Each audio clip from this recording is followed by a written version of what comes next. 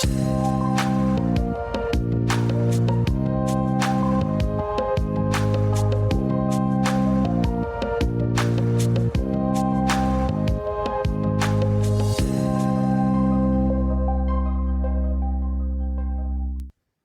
I'm Nikki Gamble, Director of Just Imagine and host of In the Reading Corner. Today I'm talking to Mariajo Illustrajo, a graphic designer, printer, illustrator and creator of children's books. We're going to be talking about her picture books Flooded and Lost, but first I'm fascinated to find out what books she has in her own reading corner. Well, in this room, which is my studio, I mainly have illustration books, graphic design, color theory, and things like that. But downstairs, I have a very, very big bookshelf with children's books and illustrated albums. Can you tell us about some of the children's books that you have in your collection? It could be so difficult to name, but I love Isabel Arsenault, Rebecca D'Outre-Mer. She does these wonderful, super detailed, very big, thick books. I always wondering how long she takes to produce them. Oliver Jeffers. I have a lot of illustrators from the MA in Cambridge that I did because there's so many powerful people that came from there. Not surprisingly, there's an international theme with the books that you've mentioned. You're Spanish and you studied there initially. Can you tell us something about that background? I studied illustration in Spain in the art school, Arte 10. That was a clear decision. Since I was very, very little, I always wanted to be an artist. I don't know if I wanted to be an illustrator because probably I didn't know what an illustrator was, but I knew that I wanted to draw. But when I was in the high school, we made a couple of trips to the Fine Art University, and then we went to this school, which was illustration, graphic design, and photography. Oh, and traditional printing processes. So I really fell in love. It was like, yeah, this is what I wanted to do. When I finished my studies as an illustrator, I started working a little bit. In a serendipity way, I ended up working in a studio where it was a shared space. Graphic designers, photographers, web developers, fashion designers, and other illustrators. So thanks to that community, I started to have a little bit of work because sometimes what happened, it was maybe like a web designer who had a client which needed illustrations and we passed work around. So that was great. And then, because I always been very, very curious and I like to learn new things, I decided to study graphic communication. Through that, I have the opportunity to move to Bath. They have an Erasmus program, which sadly was just for 4 months. But I got accepted in the University of Bath. Once I got accepted, I sent an email asking if I could finish the course because it was just 4 months and the program was quite different to Spain. So when I get back to the art school, it would be quite difficult to match the grade. So I said, if I could finish there at least a year, it would be great. They say, yes, you can stay. And then one of my tutors was Tim Biner, quite famous illustrator. And I have a chat with him and he said, why don't you finish the degree here? He helped me to apply to all the government fees. I stayed and finished the degree in Bath. Can you explain the differences between graphic communication and illustration? Well, in the art school, they teach you about all things. When I finished my degree, I was illustrating like restaurant menus or illustrations for websites. I used to do like a lot of murals. With graphic communication, it was more focus in all graphics. We did a little bit of packaging and magazines. Well, actually, it was quite interesting the first year because the education system is really different from Spain. It's quite free. You don't have lectures every day, whether in Spain you have classes from 9:30 to 3:30 and it's one subject after another. You have the full day with teachers. Whether here I arrived, my English was really bad. And I thought I was just missing things. And I was like, am I missing classes? And the first year, it was really difficult because I have a lot of modules, proper computer-related programming in Java. We have to finish like a very quick video game. For me, that was a nightmare. I mean, Java and C++, it was like an alien language that I couldn't understand.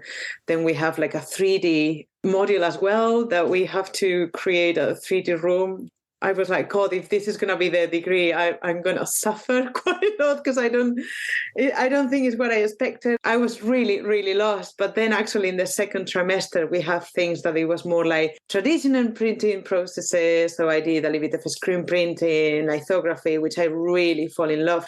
And I was like, right, this is more what I wanted. So at the end, even though I did graphic communication, it was really related for me with illustration. I know you love travel and you had an opportunity to do a residency in India. How did that come about? Yeah, that was another serendipity moment in my life because when I was in Bath, I was studying, but I was also working really hard because I needed to pay rent. I was working in restaurants and I worked in 2 restaurants at the same time. I didn't have much illustration work. At some point, I was like, what am I doing here? I thought to move to London. It's quite difficult. The people that live in Bath.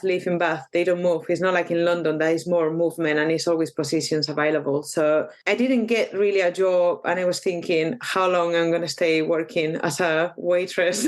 So with the people that I live, they suggest, why don't you come back for a little while to Spain? Think about it. You can still applying for jobs to the UK, but you're just thinking to move to London, and maybe it's not in London, maybe it's in Bristol, maybe it's in Manchester. Maybe once you're there, you see where you move. So, well, maybe yes, I can go back, spend some time with my family and think what to do next. And while I was there, I spoke with one of my best friends, which is an amazing artist. And she told me that she got this residency in India. And I was so jealous because India was one of my top countries on the list that I wanted to visit. And it was like the perfect combination of traveling to India and do printing processes. And I thought, oh, what a dream. And funny enough, one day she texts me and say like, Mariajo, they're asking me if there are more Spanish artists that want to join. Send me the portfolio. So she actually sent it for me. And one day I was in a chain of emails saying that I was accepted and we were basically planning when to fly, which is stupid of me. I doubt to go because at that time I wasn't that long with my partner, that he was living in Ghana and it was the only month that I could see him.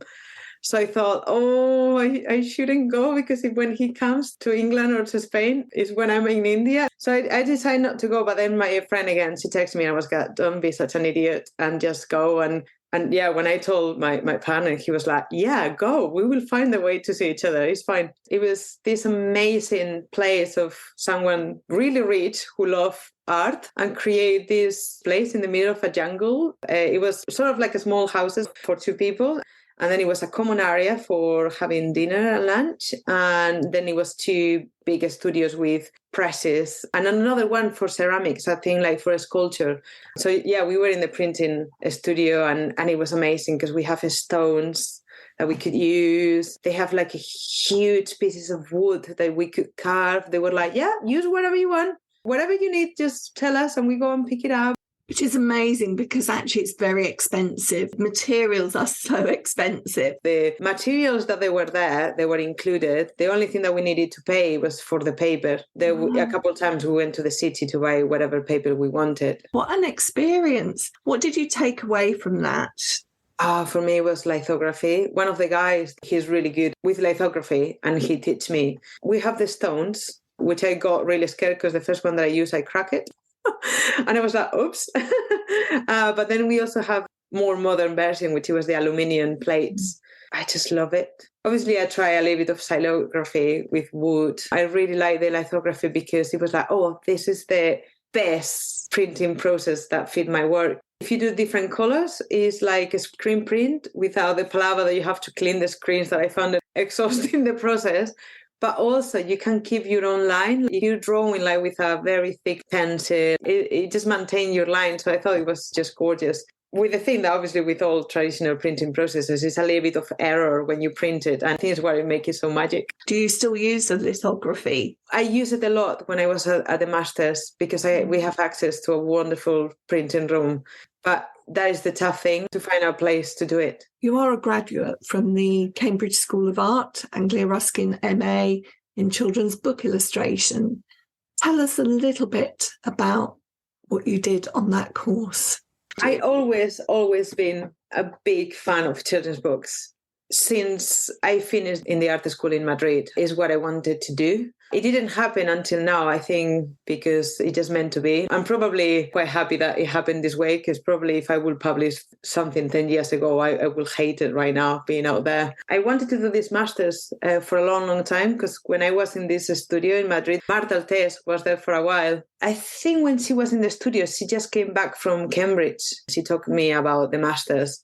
I think when I arrived to the master's, the job from the tutors, which they did really well, it was like shape me. And I think this is something they actually told me like word by word. We know what you can draw, but what else can you offer? And if I would have done that after the art school, I don't think I would have got so much. You don't learn to do things at the art school. It's like experience and working with clients and finding your own voice. When I finished the degree in Spain, I didn't have any voice. I was trying to figure out who I was as an artist. Now, you've got 2 published children's books, and the first one was Flooded.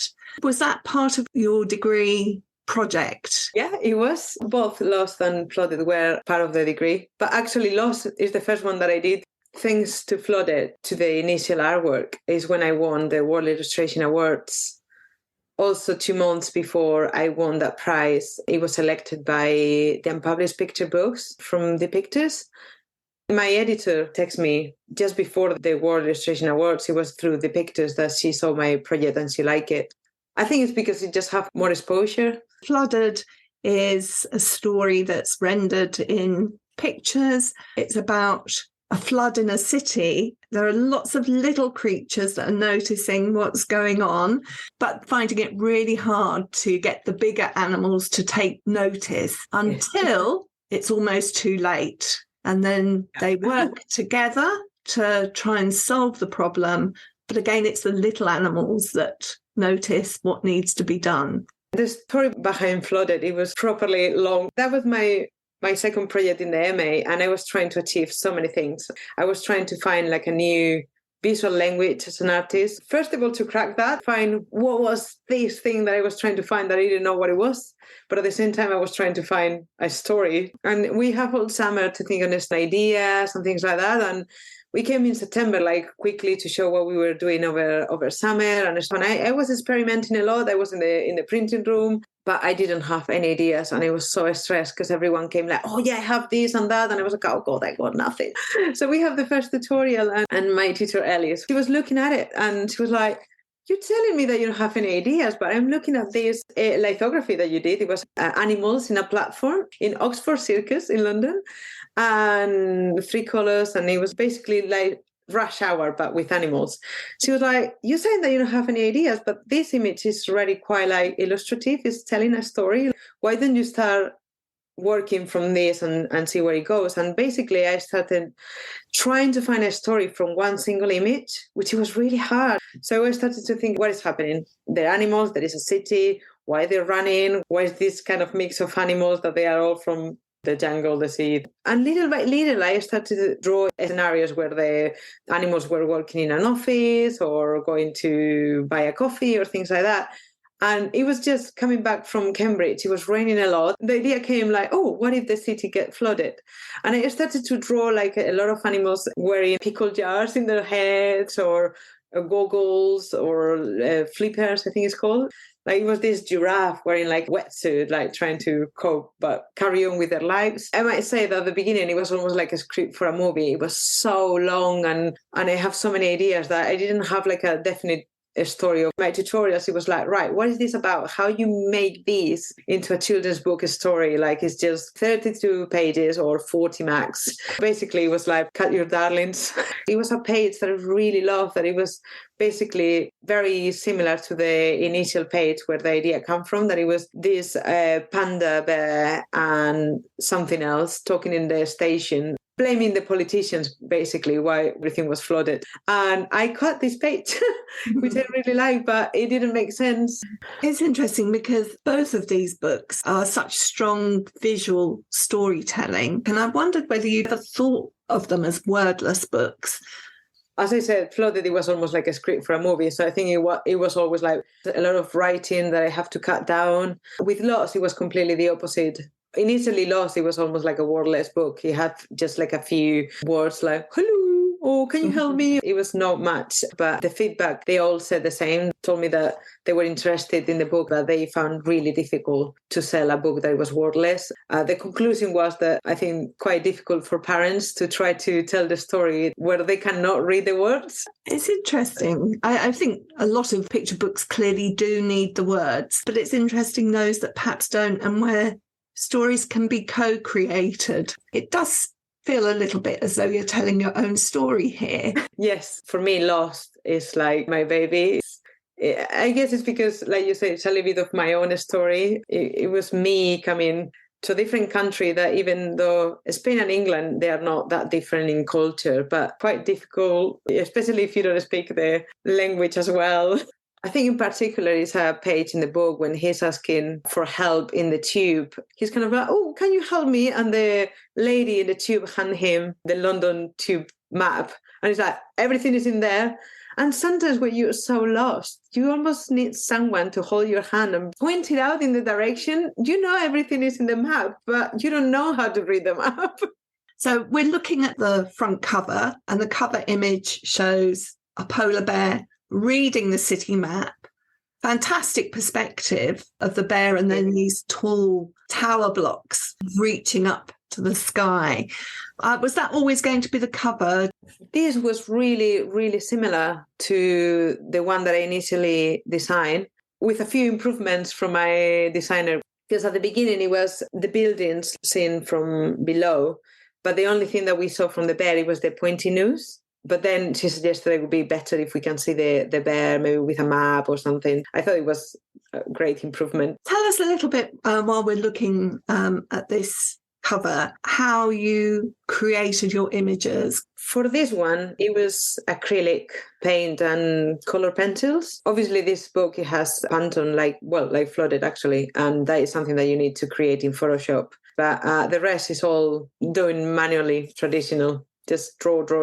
So Flooded was a much more restricted colour palette. Yeah, I might say, like, in the same way that it was a long process to create this story, that's something that makes sense. With Flooded, because I was trying to find a new way of working and a line. And I think the page where they are in the escalator going up and down, I did that page like 10 different times. With color, with acrylic, with collage, with ink. And it was like in the last minute where I was more desperate that I couldn't find what I was trying to look for. I did like a very quick 10 minutes ink line in a very bad paper. And that was the one that I was like, this works. Especially, I think, because the protagonist of the story is the water. And then obviously the tamarin monkey. So just having the spot color for his tail, it was just enough. I'd like to just take a look at a couple of spreads inside Lost, and for us to talk about them. Perhaps you'd like to choose a couple. Yeah, so this is the page where there are 4 vignettes, 2 in each page, when finally they arrive to the girl's house. In the first one, we see the bear in the entrance, and then they are in her room, and then having dinner, and then having a bath. I think this is my favorite page for different reasons. I love the color and the vignettes, what is happening in each one. But it's again that thing that finally he found someone kind enough to help him. But it's also that disappointment moment when it's like, oh, thank you, but this is not what it is. One of the things that we notice in this book is the many different ways in which you use the page. This one, we have 4 vignettes. Sometimes I'm looking at the end paper, which is very empty, just that pink colour and then the polar bear. But there's a lot in here that's going to surprise us every time that we turn the page. I also like to add small details. It's not relevant to the story, but I love in the entrance that rack. It's probably the kind of rack that I would love to have in my house. I also like in the scene that we're looking at with them eating pizza, they're so absorbed in their own world, this polar bear and girl, but there are adults. We only see their hands and we can only imagine what they're thinking, or even if they can see it at all, maybe they can't see what's going on. Yeah, I think in my initial dummy, the parents were even less present. But the mom is more present in the final book. Should we choose one more spread to have a look at? Yeah, I think I quite like when he's getting into the North Pole, that he's in the basket, but he's from above all his friends and family. You can see the sea and the North Pole, all the bears there in the background, seeing and expecting, like looking up, like, oh, what is coming? Because obviously they cannot see what is in the basket. I think mainly I like this one for the pure how it looks, because the colors and the perspective. And I love that he is smiling because he is finally seeing his family there, and they are all with those intriguing faces, like, oh, what is that? It's interesting listening to you talk about the things that you enjoy in the pictures. So rather than talking about the layout or the design or the material or the problem solving, you've talked very much about the emotional content. Yeah, that is actually true. Probably it's because illustration, especially children's books, is sometimes a little bit daunting because you're putting yourself out there. This is all me. But I guess, yeah, it's quite interesting that I talk about that, because I guess it's what I'm more thrilled about it, like how you show emotions through images. My other half always said, like, I don't understand how you create so many emotions with 2 dots and 1 line for the smile. And of course, that's how a reader's going to experience the book emotionally. Well, if there is a response, that is great, because also ultimately I do what I can do. If people perceive it in the same way, that is great. These first 2 books that you have created have come out of your studies, but now presumably there are more books on the way, but you're probably having to produce them in a different way, specifically for publication. Does that change the way you work? It just changed in one way, and is that I have less time to experiment.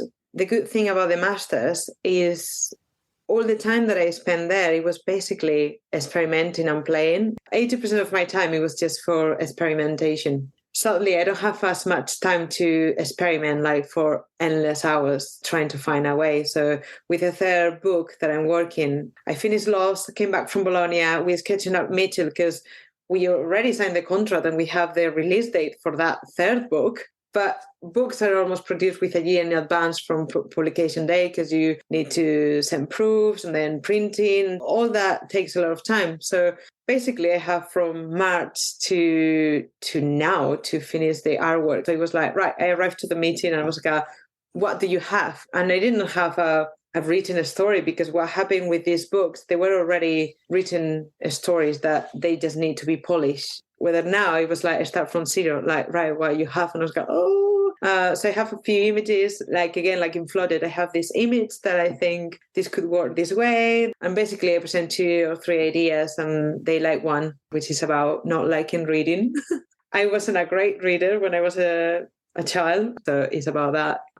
Well, one thing I am sure about is that your stories are going to engage and delight young readers. Your strong visual storytelling will definitely appeal to many who respond to imagery. It's been fascinating to talk to you today. Thank you.